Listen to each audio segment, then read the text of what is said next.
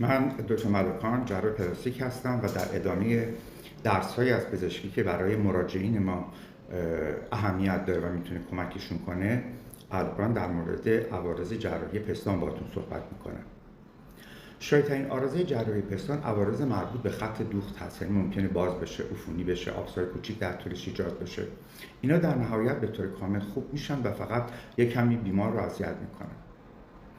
عارضه دیگه که کمتر شایع تجمع مایع هست که بهش سروما میگن، یا تجمع خون هست در داخل پستان که ممکنه اگر کوچک باشه خود به خود خوب بشه، اگر بزرگتر باشه با یک یا دو بار تخلیه خوب بشه و اگر گاهی اوقات هم مقاوم باشه و نیاز به درن داشته باشه.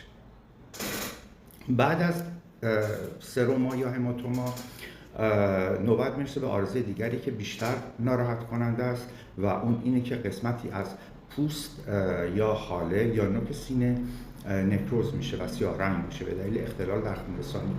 هرچی سینه بزرگتر باشه، هرچی میزان برداشتن از سینه بیشتر باشه و اگر بیماری های همراه وجود داشته باشه، بیمار دیابت داشته باشه و یا سیگاری باشه و حتی 1 ماه سیگار نکشیدن هم هیچ وقت احتمال خطر رو کاهش نمیده یا خیلی اندک کاهش میده. بنابراین اینا همه ممکنه که باعث نکروز پوست بشن. کاری که ما میتونیم بکنیم اینه که نذاریم کاهش خونرسانی افزایش پیدا کنه. چطور این کار رو بکنیم؟ اینکه گن رو در روزهای اول تجویز نکنیم، به خاطر اینکه گن ها اغلب موارد سفت هستن و خود بیمارم به خاطر اینکه فکر میکنه شکل سینه بهتر میشه در آخرین درجهشون اونو میبنده و این فشار باعث میشه که اون خونرسانی محدودی رو که بافت‌های سینه از جمله حاله و نوک سینه داشتن مختل بشه.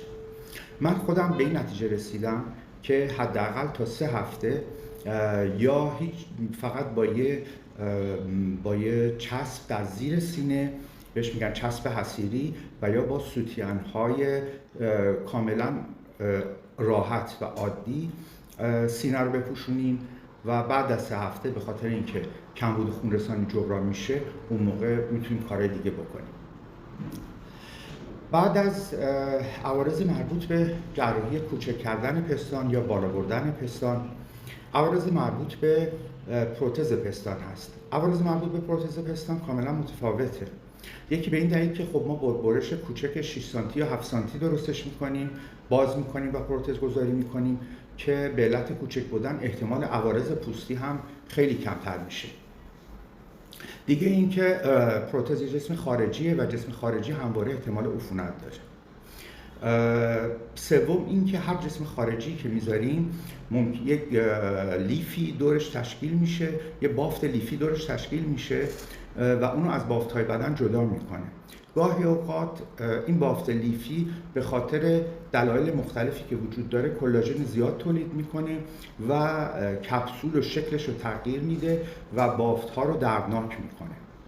به این میگن کپسولار کانترکچر، یعنی اینکه انقباض کپسولی. کپسولار کانترکچر به 4 دسته تقسیم میشه از خفیف تا شدید. 3 دسته اولش یا 3 درجه اولش درد نداره، درجه آخرش که شدیدترین حالتش هست هم دردناکه، هم سینه رو کاملا شکلش رو به هم میریزه و درمانش اینه که باز کنیم و اون کپسولار کانترکچر رو، یعنی خود کپسول رو خارج بکنیم و دوباره پروتز گذاری بکنیم.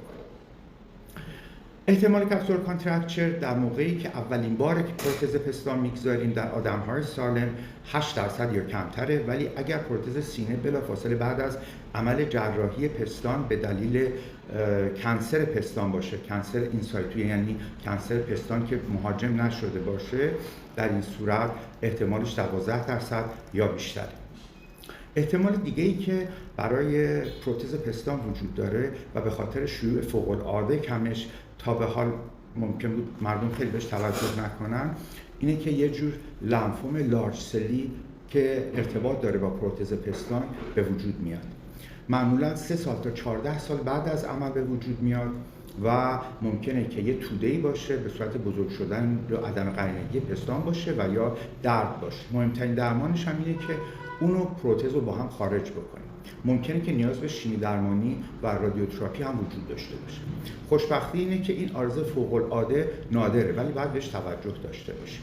بنابراین یه مدت بعد از عمل سینه، حالا ممکنه چند هفته، چند ماه یا حداکثر 1 سال باشه، ما یک ام‌آرآی از پستان میگیریم که شکل اولیه‌اش رو داشته باشیم. بعد 3 سال بعد هم یه ام‌آرآی دیگه میگیریم و بعد از اون میتونیم با فاصله‌های طولانی تری ام‌آرآی رو تکرار بکنیم برای اینکه مطمئن بشیم عارضه اضافی مثل این لمفوم